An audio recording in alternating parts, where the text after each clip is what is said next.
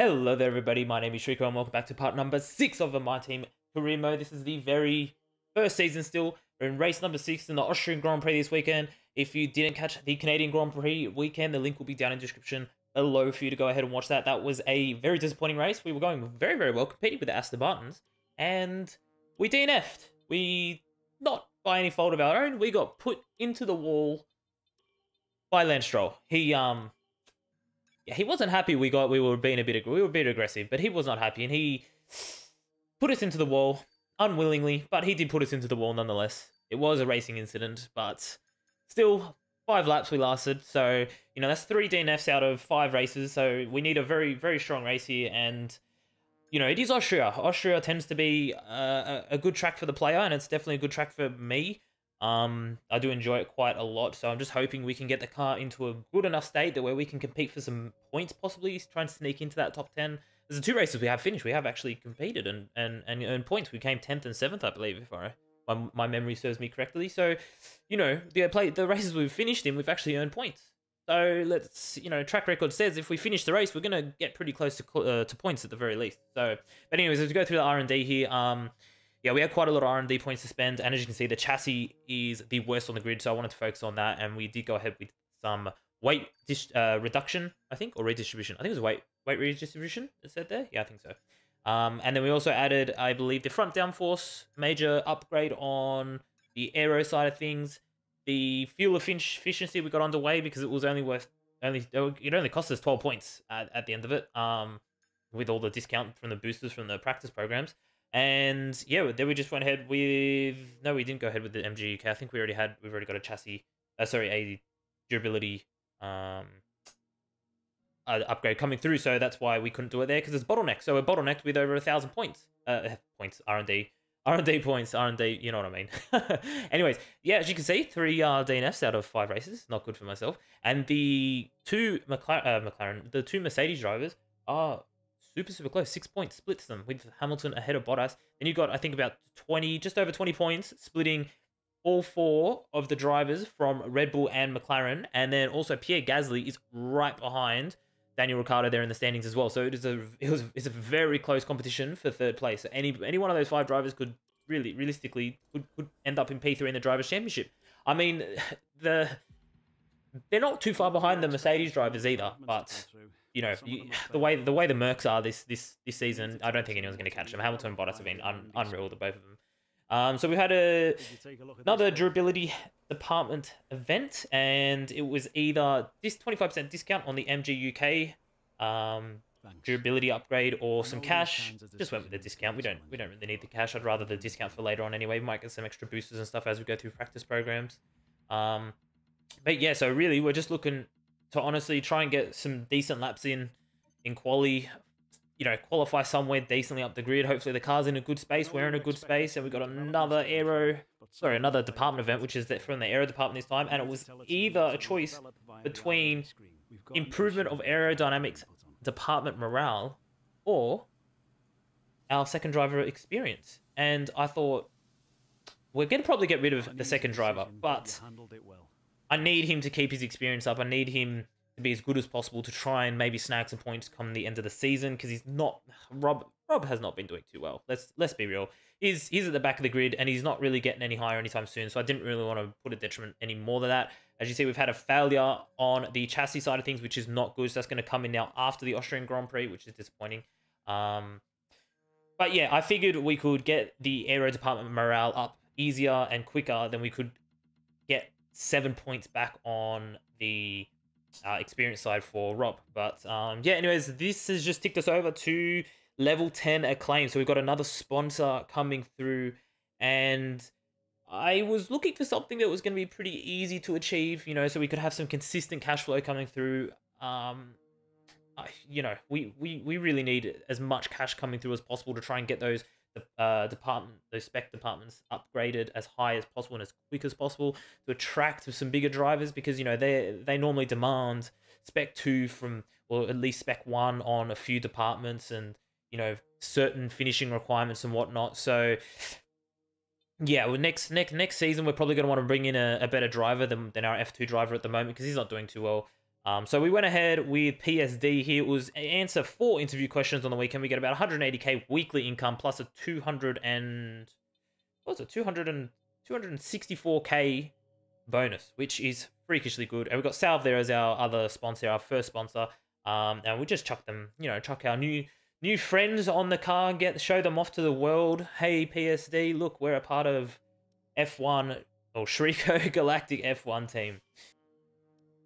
So anyway, move on to the weekend as we take a look at the vehicle comparison in the performance index. We have actually dropped back down to the second last car on the grid as Haas have made some major improvements between Canada and Austria, and Alpha have continued their upward trend on the upgrade.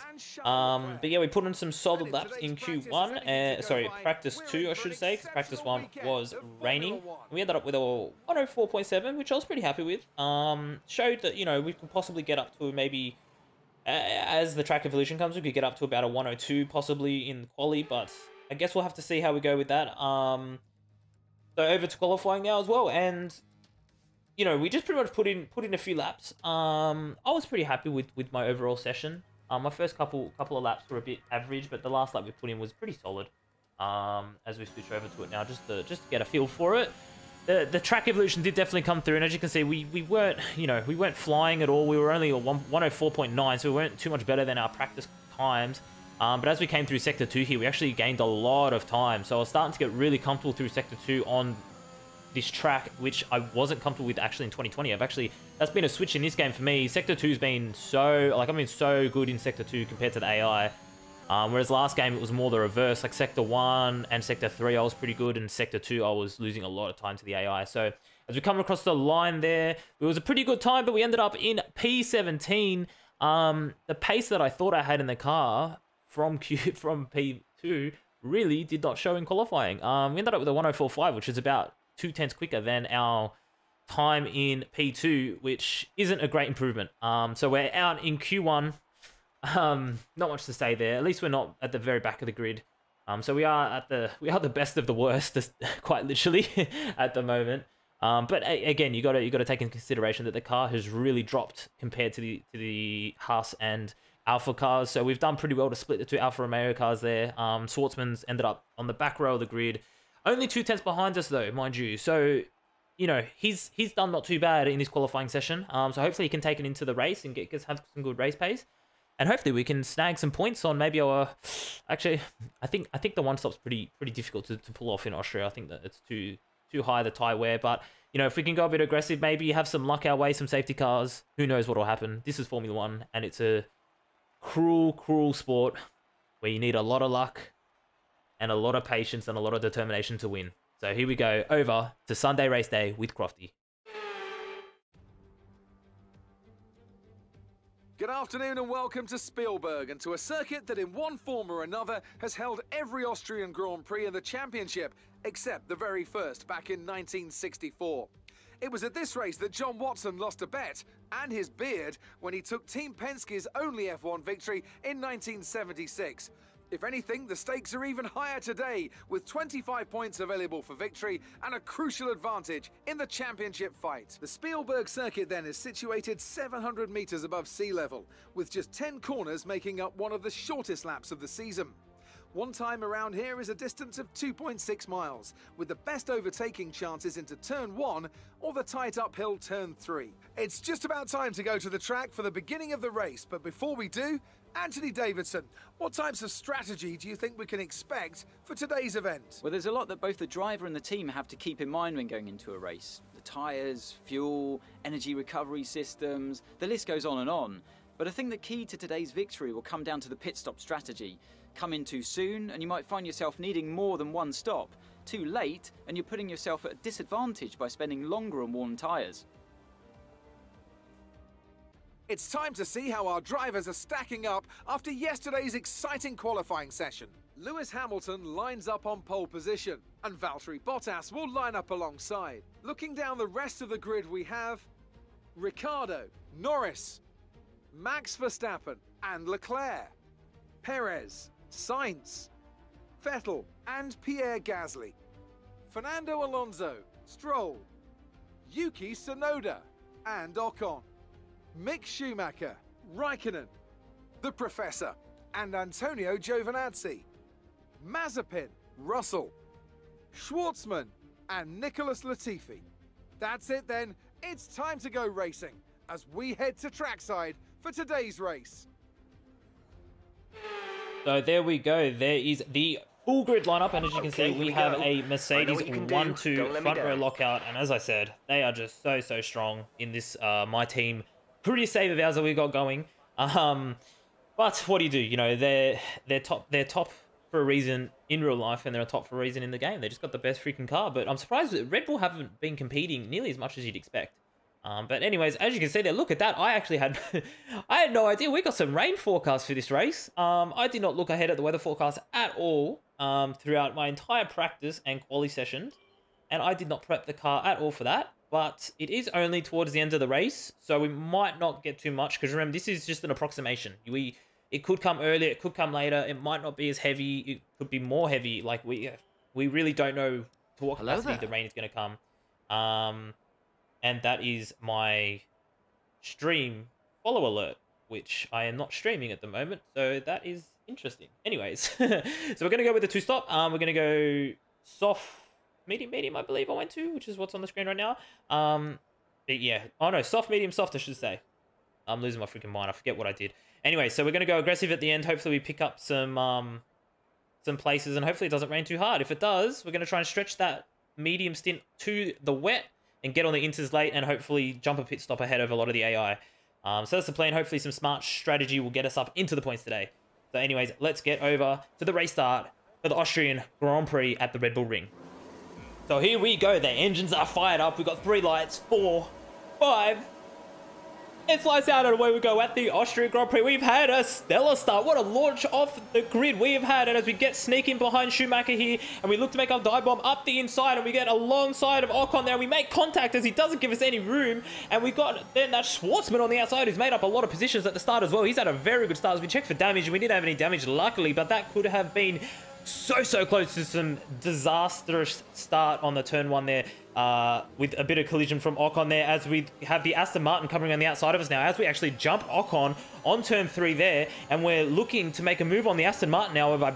I cannot remember who that is. I can't tell who that is at the moment. We'll find that in a second. I think that's Lance Stroll though.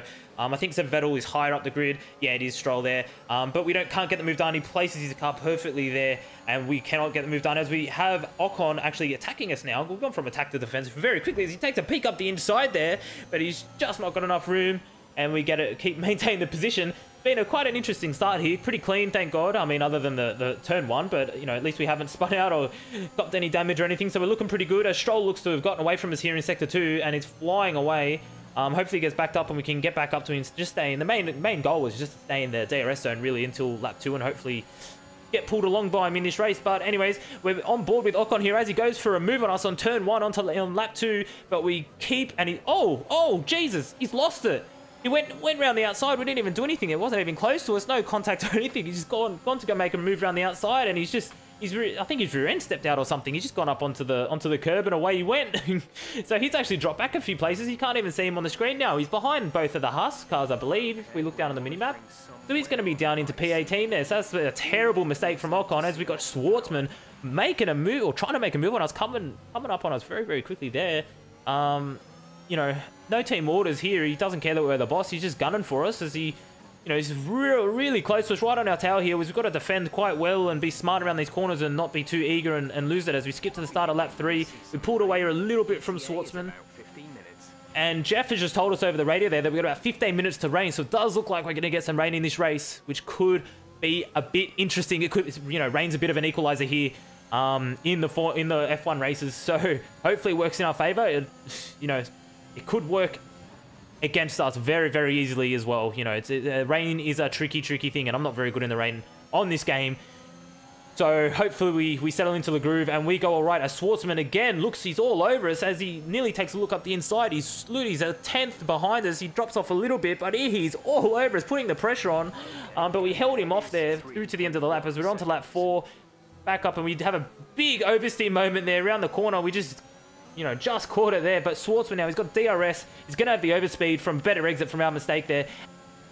and he's looking to make a move down the outside. It was go too wide here through the corner, but he drops off as we keep the car in a very nice position there, and he drops in behind us, so we're defending for our lives as he looks up the inside here, and we got, who's that, Schumacher coming around the outside as well. We've got almost three wide around this corner. That's insanity, and Schwartzman's actually lost the position, so we placed our car perfectly to defend from two cars at once there.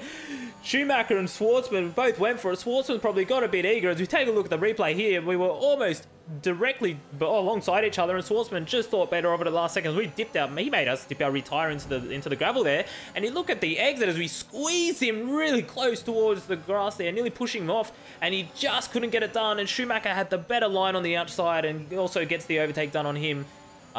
You know, kind of poor from Schwartzman, I suppose, but at the same time, no love lost. I probably should have given him a bit more room. You know, teammates, I've cost him a bit there in his race, as he's now about a second and a half behind Schumacher. Now Schumacher's coming at us like crazy with DRS, as we actually made contact. We made contact. We went to squeeze him, and we made contact. As you can see, look at his front right end plate there. It's a bit scuffed. We've given him a bit of front wing damage, which was completely my fault, if I do say so myself. I believe I moved over, just squeezed him a bit too much there. I tried to just squeeze him. Here we go. We watch the replay now. Tried to just squeeze him a little bit, just to push him, you know, get him. Oh, no.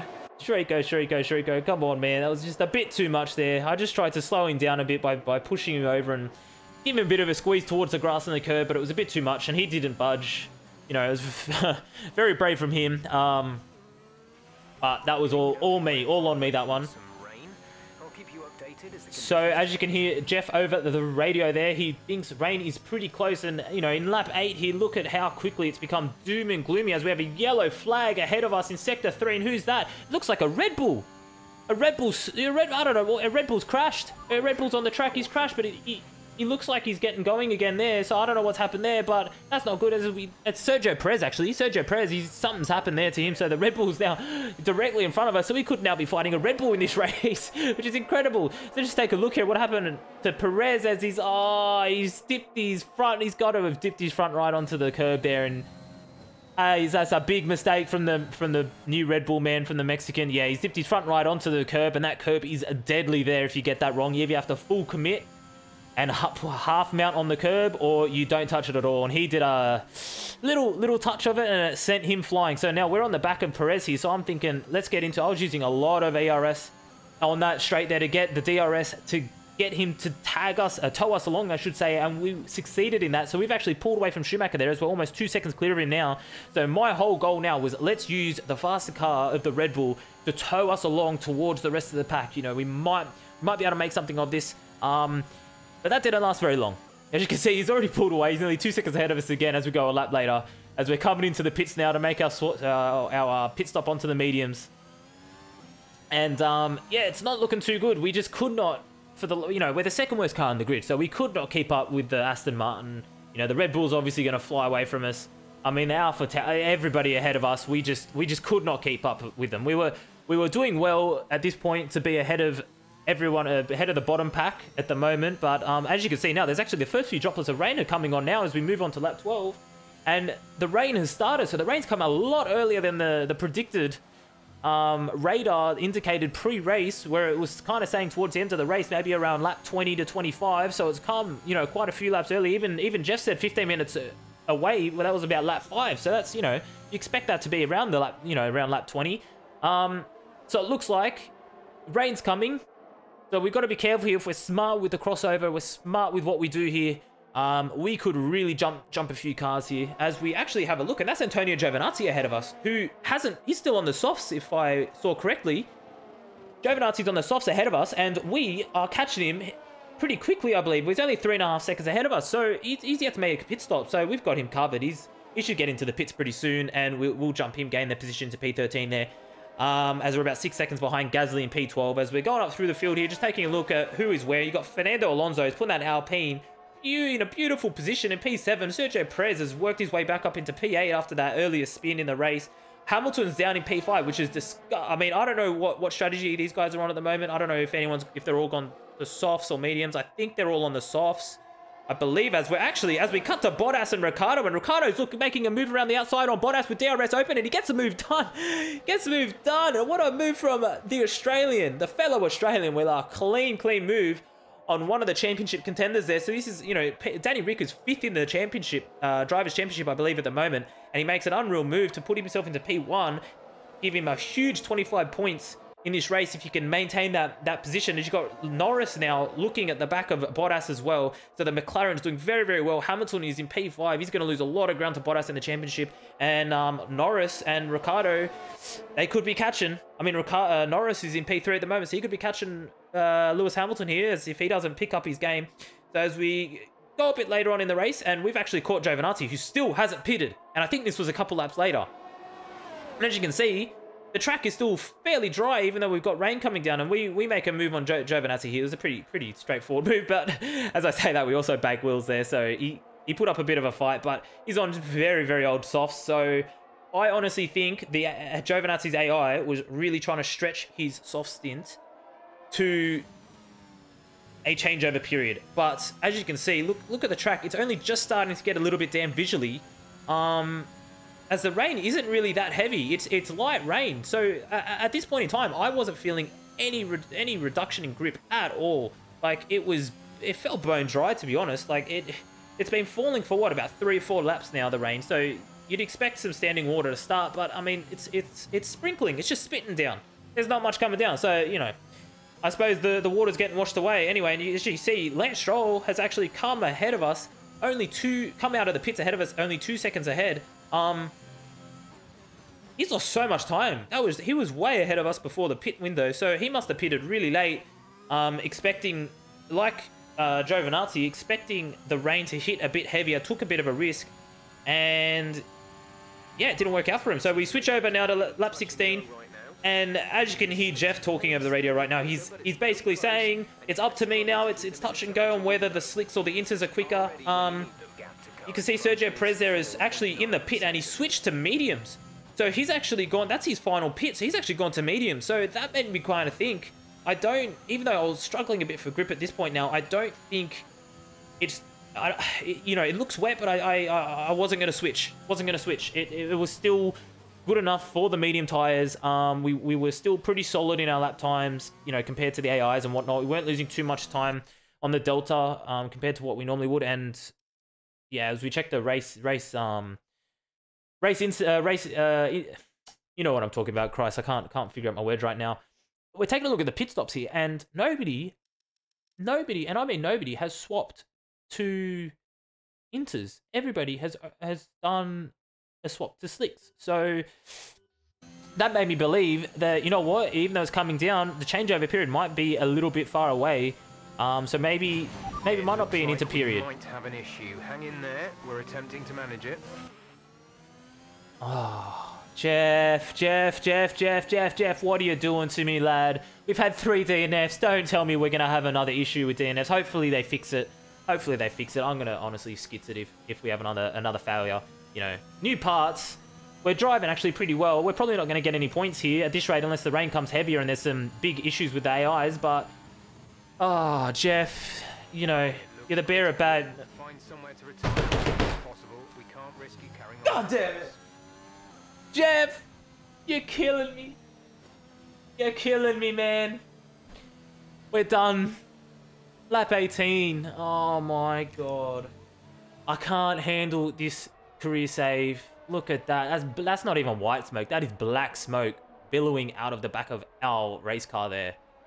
That's a bad failure. I don't even know. Ugh, I wonder what's blown up there. We really need to invest in our durability department, I think. It is really poor, our durability levels, and I cannot hack. We've had 2 out of the first 5 races. We've had, is it 5 or 6? No, this is the first 6 races. We've had 2 DNFs for 1 gearbox failure, 1 engine failure. We had getting put into the wall by Stroll at Canada, and we also, mind you, we only DNF'd in Spain because I just had an absolute mare of a race. I couldn't handle the rain in that race, and I was dead last anyway, so I was like, I can't be bothered, so we DNF'd there. But still, no, it's not the point. We've had 4 DNFs in 6 races now. This game, man, the new features, you know what, they made it very much realistic, because this is what happens in real life, I suppose. You've got to endure these frustrating periods. I mean, we're a new team, so there's going to be some teething issues, but I think we really need to invest in our durability department a little bit more. The problem is the chassis is just so bad as well, and we got the downforce is terrible. Everything's terrible. The FOM car is just disgustingly bad at this point in the career save. You know, we're at the start of season 1. I don't know what I expect at the end of the day. I just want to be winning these damn Grand Prix already, but we can't. We can't. So, anyways, we're moving on to the next one, which I think is the Silverstone GP. But massively frustrated again. I was feeling nice, feeling good in the car, and we have a damn engine failure. So, anyways, after Lewis Hamilton being in P5, he's actually ended up coming out on top. He's actually won the damn race, so he's going to extend his lead at the top of the Drivers' Championship. Bottas dropped down to 4th, so maybe the rain played a bit of part in that. The McLaren's P2 and P3, so they're gonna really start putting it on the Mercs in the constructors and even possibly even the Drivers' Championship. The Red Bull team, mate, Perez finished P11. He wasn't even in the points, and Verstappen was like P7, I think, there, if I saw that right. So that's terrible from the Red Bull boys. As Daniel Ricciardo jumps into P5 in the Drivers' Championship. Lewis Hamilton takes P1 now, 8 points ahead of Valtteri Bottas. Lando Norris closes the gap a little bit on on Bottas. I should... No, he does. Yeah, because Bottas finished P4, so he's closed up by a few points there. But yeah, we're looking pretty miserable. I mean, at least we've got 7 points, right? We're the best of the rest at the moment. Just no thanks to Schwartzman, mind you, and no thanks to the car at the moment, because it's really making life difficult for us. But we're doing okay. I took a look at the pit stops as well, and Vettel and Sainz were the only 2 that went on to Inters. So it was a really weird race with the rain. So the rain must have kind of been just spitting the whole time, and it was on that borderline do I don't I the entire race. So some of the AI might have had a bit of a mare, and that's probably what happened. But anyways, that's it. That's it done. Hopefully, we'll see you guys next week for the next one. Hope you enjoyed. Peace, and may the force be with you.